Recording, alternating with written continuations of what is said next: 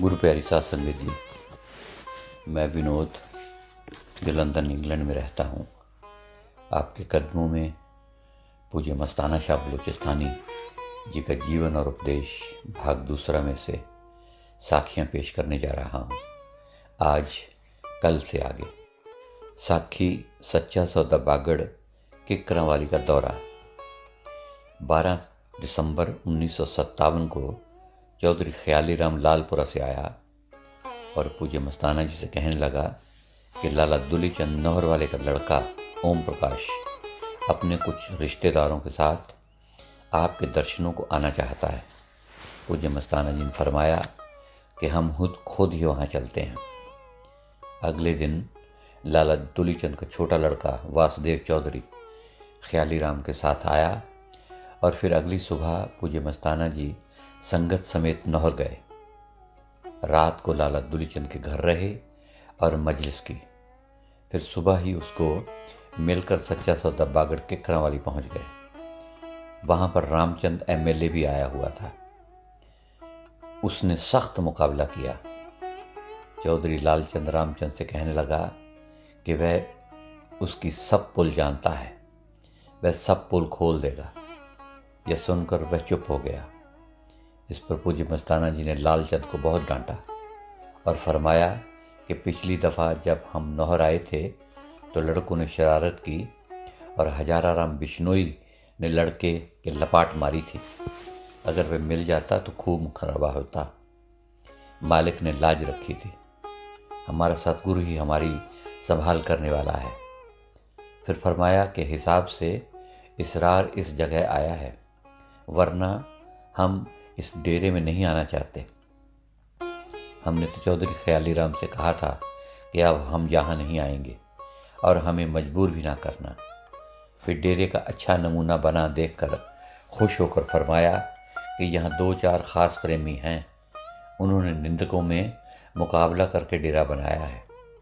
उनको दरगाह में इनाम लेकर देंगे। इस जगह का सुख भी और अगले जहाँ का सुख भी, मगर डर ये है कि ज़्यादा माया लेकर मक्खनलाल दिल्ली वाले की तरह तराई न चढ़ जाए। फिर भी कुछ न कुछ करेंगे। फिर पूज्य मस्ताना जी ने फरमाया कि जो भी इस डेरे में आकर भजन करेगा और सेवा करेगा उसको दरगाह से खुशी मिलेगी, और जो कोई गृहस्थी इस जगह 5 मिनट बैठकर सिमरन करेगा बाहर के 50 साल के सिमरन से ज़्यादा है। फिर वहाँ सत्संग किया और कपड़े बांटे। चौधरी नंदराम ने प्रेमियों से मिलकर डेरे की बाड़ आगे कर दी ताकि डेरा चौरस बन जाए। इस पर निंदक जल भुन गए। उन्होंने मिलकर पंचायत की। चौधरी नंदराम से कहा कि तुम और ज़मीन ले लो, मगर वे न माने। चौधरी साहब कहने लगे कि अच्छा, जो मर्जी कर लो, लेकिन बाड़ इसी जगह बनेगी। ऐसे झगड़े की बातें सुनकर पूज्य मस्ताना जी वापस सिरसा आने को तैयार हो गए। सभी प्रेमी रोने लगे और फिर मस्ताना जी वहाँ रुक गए। अब 28 दिसंबर 1957 का नेजा खेड़ा में सत्संग रखा हुआ था। सत्संग बहुत नज़दीक आ गया था। वहाँ डेरे का काम बाकी था। कुछ सच्चा सौदा में भी काम बाकी था। इसलिए पूज्य मनीर साहब जी को कुछ साथ संगत के साथ लेकर उसी दिन वापस सच्चा सौदा जाने का हुक्म दिया ताकि वहाँ का काम चल सके। खुद वहीं पर ठहर गए। चौधरी राम सिंह कंवरपुर वाला भी साथ में थे। हमारे किकरांवाली से आने के बाद वहाँ पर झगड़ा बढ़ गया।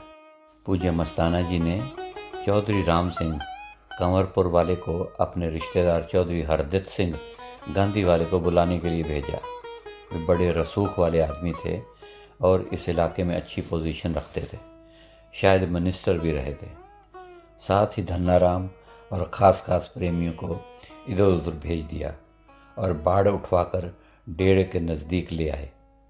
चौधरी हरदीप सिंह ने आकर बाड़ देखी और हैरान हुए। पूज्य मस्ताना जी ने फरमाया कि हमने ज़मीन का क्या करना है। इस पर सब गांव वाले शर्मिंदा हुए। फिर जब चौधरी राम सिंह कंवरपुरा वाले किकरांवाली से वापस लौटे तो उन्होंने हमें बताया कि पेम्माराम और मनीराम घोड़े पर सवार होकर बाढ़ कूद कर डेरे में आ गए थे और लालचंद कि रोकने पर भी उनके काफ़ी चोटें आईं। फिर पूज्य मस्ताना जी ने पूज्य मनीष साहब जी को चौधरी हरदत्त सिंह को लाने के लिए भेजा और उन्होंने आकर सब निंदकों को लानत मुलामत की। साखी सच्चा सौदा बागड़ किकरावाली से वापसी के समय पूज्य मनीष साहब जी को किकरावाली बुलाया गया। रात को नौहर में लाला दुलीचंद के घर ठहरे। उन्होंने मजलिस के लिए कहा। इस पर आपने पंडित बनवारी लाल को फरमाया, अगर 100-200 आदमी रात को आ जाएं तो हम बाहर आकर मजलिस करेंगे, वरना मुश्किल है। अगर इतने प्रेमी आ गए तो हमें बता देना। रात को 11 बजे के लगभग 125 आदमी इकट्ठे हुए। पंडित जी ने आके बताया कि इस समय लगभग 125 करीब प्रेमी आपका इंतज़ार कर रहे हैं और दर्शन करना चाहते हैं। इस पर फरमाया कि हम अभी नीचे आकर साथ संगत के दर्शन करते हैं। जब नीचे कमरे में आए तो वहाँ पर एक सेठों का लड़का भी आया हुआ था, जो बिरला के किसी कंपनी का मैनेजर था। वह बिल्कुल सामने बैठा हुआ था। पूज्य मस्ताना जी उससे पूछने लगे कि भाई तुम क्या काम करते हो? उसने जवाब दिया कि वह ओकाड़ा शहर में बिरला मिल की मैनेजर का मैनेजर है और उसकी संभाल करता है। और फिर पूज्य मस्ताना जी ने पूछा कि आपको कितनी तनख्वाह मिलती है? उसने बताया कि 2000। फिर पूछा कि कुछ मालिक की बंदगी भी करते हो? उसने जवाब दिया कि समय ही नहीं मिलता। इस पर पूज्य मस्ताना जी ने फरमाया, भाई सतगुरु ही वेला था जिसने तुझे इंसान बनाया। अगर तुझे खोता बनाता तो तू क्या करता? नहीं भाई, बंदगी करनी चाहिए। ये कौन सा काम है? ये तो सब गंदगी का काम है। फिर पूज्य मस्ताना जी ने पूछा कि तू 2000 में क्या करता है? उसने जवाब दिया कि सिर्फ खाने पीने और पहनने का ही काम चलता है। तब पूज्य मस्ताना जी ने फरमाया कि खाया पिया, फिर टट्टी हुआ, गंदगी बनी, कपड़े पहने सब फटे, तब गंदगी में फेंक दिए। ये कौन सा काम है? सिर्फ गंदगी का ही काम हुआ। भाई तू जवान है, आधी तनख्वाह करवा ले और आधा टाइम बचा ले जिससे बंदगी कर सके। बंदगी ही तेरे साथ जाएगी। अगर काल से बचना है तो राम नाम की ढाल बना ले। फिर सत्संग किया। सुबह ही सिरसा सच्चा सौदा आ गए। वहाँ से चलते समय सेठ दुलीचंद के लड़के ओम को फरमाया कि जिस जगह हम रात को बैठे थे और भजन किया था उस जगह अपनी डंगोरी भी फेर दी थी। इस जगह बैठकर भजन किया कर। रात इस जगह जब भजन पर बैठे तो एकदम सचखंड पहुंच गए थे। अगर तुमने भी सचखंड जाना है तो इसी जगह बैठकर भजन किया कर। साखी सत्संग फेफाना। अगले दिन पूज्य मस्ताना जी फेफाना पहुंचे और आप वहीं ठहर गए और वहाँ 23 दिसंबर सन 1957 का सत्संग रख दिया और पूज्य मनीष साहब जी को इंतज़ाम के लिए वापस सच्चा सौदा भेज दिया। फेफाना में लाला राम कुमार ने डेरे के लिए ज़मीन दी और वहाँ डेरा बनना शुरू हो गया था। आगे का हाल फेफाना के सत्संग वगैरह के साथ दिया गया है। साखी अंतर्यामिता। पूज्य मस्ताना जी के चोला छोड़ने से कुछ समय पहले की बात है कि चौधरी पतराम लालपुरा वाला सच्चा सौदा आ रहा था। रास्ते में उसे दुलीचंद नौर वाला मिला। उसने संदेश दिया कि उसका छोटा लड़का वासुदेव तथा परिवार के अन्य सदस्य सत्संग पर आएंगे। पूज्य मस्ताना जी से अर्ज कर देना वे उनको सत्संग के फौरन बाद घर वापस भेज दें। लेकिन जब वे लोग सत्संग पर आए तो उनको सत्संग बहुत अच्छा लगा और वे 2 दिन और ठहर गए। फिर पूज्य मस्ताना जी ने पतराम को कहा कि तू इनको नौहर ले जा। दुलीचंद ने जीप किराए पर ले रखी थी, वह आ जाएगा। पतराम बोला कि वह तो न यहीं रहेगा। इस पर फरमाया कि डेरे की जीप पर ही ले जा और फिर इसी जीप पर वापस ले आना। जब हजारा राम ड्राइवर को बुलाया तो उसने बताया कि दरवाजे के फर्श पर तराई की हुई है उस समय सड़क वाला दरवाज़ा बनकर तैयार हुआ ही था। जीप को डेरे से बाहर निकालने का रास्ता नहीं था। पूज्य मस्ताना जी ने हुक्म दिया कि जल्दी करो, दरवाज़ा के साथ वाली दीवार को तोड़ दो और रास्ता बना लो, वरना दूलीचंद यहाँ भागा आएगा। फिर फरमाया कि शाबाश, जल्दी करो, सीधे दूलीचंद की दुकान पर नारे लगाते जाना, वरना वह दूसरी तरफ से इधर आ जाएगा। जब वे नौहर दूलीचंद की दुकान पर पहुंचे तो देखा कि ड्राइवर जीप पर हैंडल लगाने को तैयार था। उनका नारा सुनकर वह रुक गया। जब उन्होंने लाला दूलीचंद को बताया कि सत्संग बहुत बढ़िया हुआ था, जिस कारण उनका वापस आने को दिल नहीं किया और वे लेट हो गए, दूलीचंद डेरे की जीप पर खुद सच्चा सौदा आ गया। आकर पूज्य मस्ताना जी से अर्ज की कि वह तो अब डेरे में ही रहेगा। यह बात सुनकर पूज्य मस्ताना जी ने फरमाया कि ना भाई, अपने लड़के ओम से पूछ और दुकान संभाल कर आ सकता है। साखी डेरा सच्चा सौदा बागड़ किकरा वाली को स्कूल बनाने की स्कीम। 29 और 30 नवंबर 1958 का सत्संग फेफाना में था। इस सत्संग पर पता चला कि गांव किकरा वाली के निंदक लोग प्रेमियों को भड़काकर डेरे की जगह स्कूल बनाना चाहते हैं और एक मास्टर भी वहां बिठा रखा था। 2 दिसंबर 1958 को पूज्य मनीष साहब जी और लाला देवी दयाल शाम को नौहर गए और सुबह ही किकरावाली पहुंच गए। हमारे आने की खबर सुनकर वह मास्टर भाग गया। वहां हम एक दिन ठहरे और अगले दिन वापस फेफाना आ गए। साखी सत्संग बड़िंग खेड़ा। पूज्य मस्ताना जी के साथ बागड़ से चलकर 3 मार्च 1957 की शाम को बड़िंग खेड़ा पहुंचे और रात को सत्संग किया। 4 मार्च को सुबह फिर सत्संग किया। वहाँ एक सरदार साहब, जिनका नाम शायद हीरालाल ग्रेवाल था, ने डेरे के लिए कुछ ज़मीन देनी चाहिए, मगर पूज्य मस्ताना जी ने स्वीकार न की। वहाँ सत्संग में ये शब्द गाया गया, मेरी नैया पड़ी मझधार में, जी सतगुरु बेड़ी को पार लगाना। पूज्य मस्ताना जी ने फरमाया कि दुनिया 84 के मझधार में रुड़ी जा रही है। बाहर वाले पेट के मारे फकीरों ने इसको बाहर ही लगा रखा है। वह सतगुरु इसके अंदर है। बाहर सतगुरु ना हुआ है, ना होएगा, ना जम्या ना जाएगा। सतगुरु तुम्हारे अंदर है। लोग कहते हैं कि मेरा गुरु मर गया, तो तूने मरने वाला गुरु क्यों किया? गुरु नानक साहब फरमाते हैं, सो गुरु करो जो बहुर न करना, ना ओ मरे न होवे सोग। जितने महात्मा आए उन्होंने अंदर ढूंढा और होका दिया कि तुम्हारा सतगुरु तुम्हारे अंदर है, मगर कोई यकीन नहीं करता। जब तक उसको खुश नहीं करते, जन्म मरण का बंधन नहीं छूटता और नरकों से छुटकारा नहीं होता। साखी सत्संग मंडी डबवाली। 4 मार्च 1957 की शाम को मंडी डबवाली में शिव मंदिर के आगे सत्संग हुआ। वहाँ एक रंगे कपड़े वाला फ़कीर खड़ा था।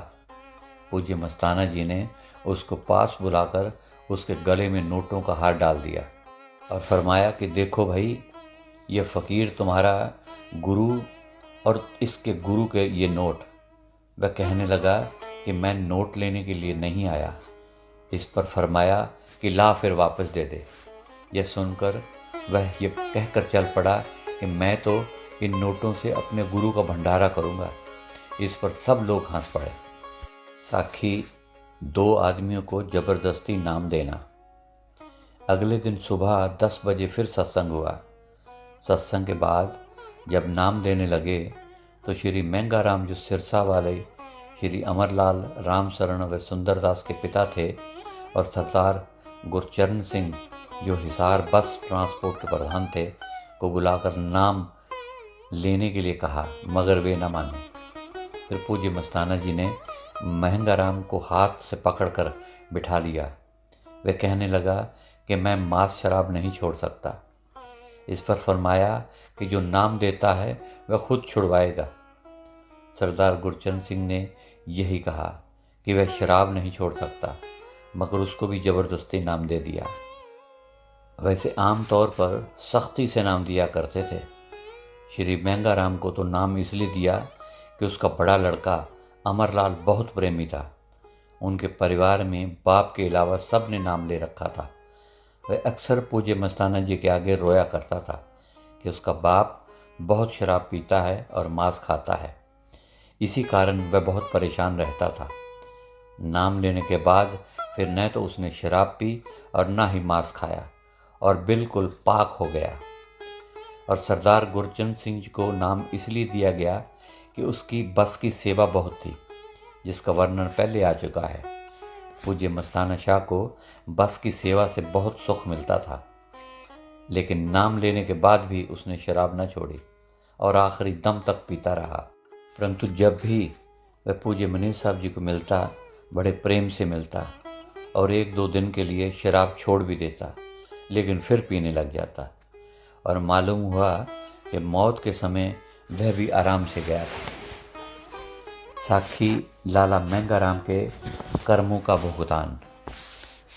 जब लाला मेंगाराम ने चोला छोड़ा तो उनका छोटा लड़का सुंदरदास अभी बच्चा ही था।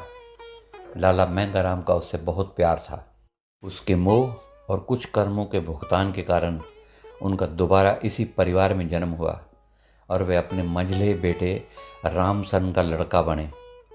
पूज्य मनीष साहब जी ने उस लड़के का नाम गुरसेवक रखा था, जबकि घर वालों ने उसका नाम राजीव रखा हुआ था और प्यार में कालू कहा करते थे। इस नए जन्म में बच्चा होते हुए भी आपका सुंदरदास से बहुत प्यार था। उसका बहुत ख्याल रखते थे। कई बार जब तक वह कुछ खा पी ना लेता, तब तक आप भी कुछ ना खाते।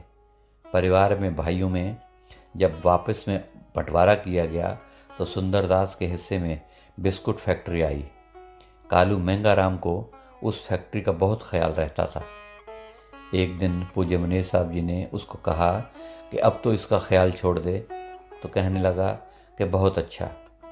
चोला छोड़ने से कुछ दिन पहले कालू ने अपने घर वालों से कहा कि अभी मैंने तुम्हारे 6,000 रुपये और खर्च करवाने हैं। उन्होंने कहा कि करवा लो। इस पर कहा कि दिल्ली ले चलो।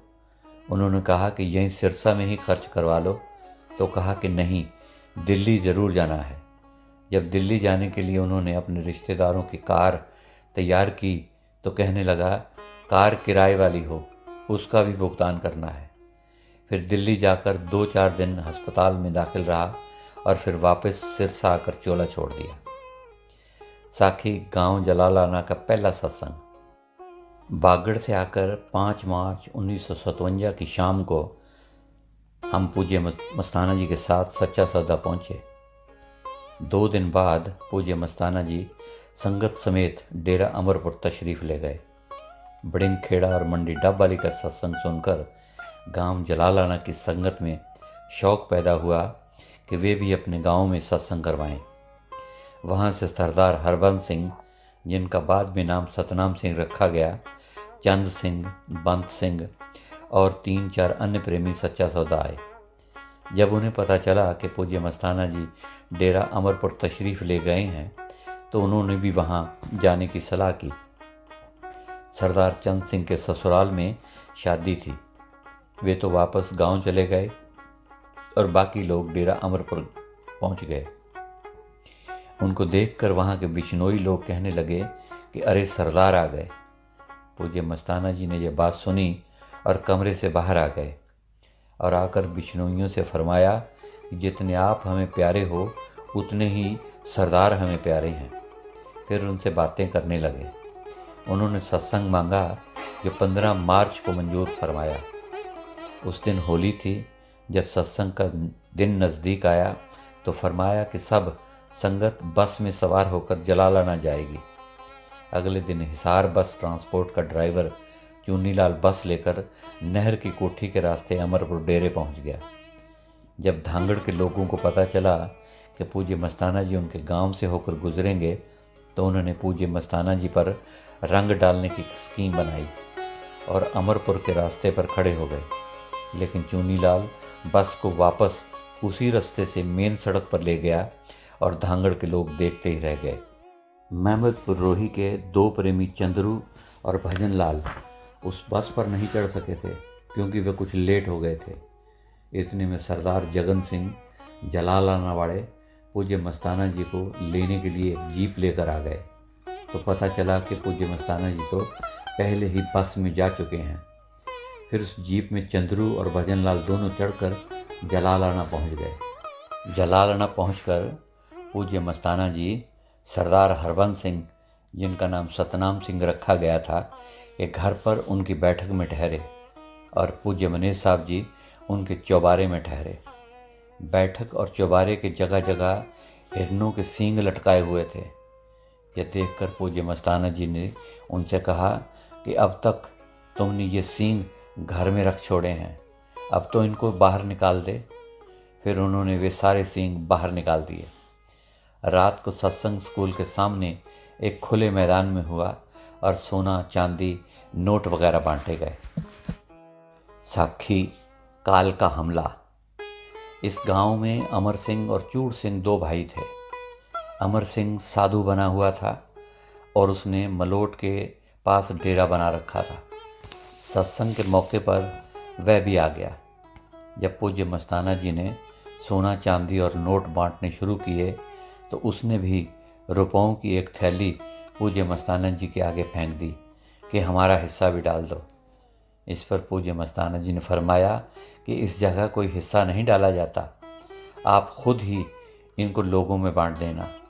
वह कहने लगा कि ये भी तो आपके ही हैं, आप रख लो।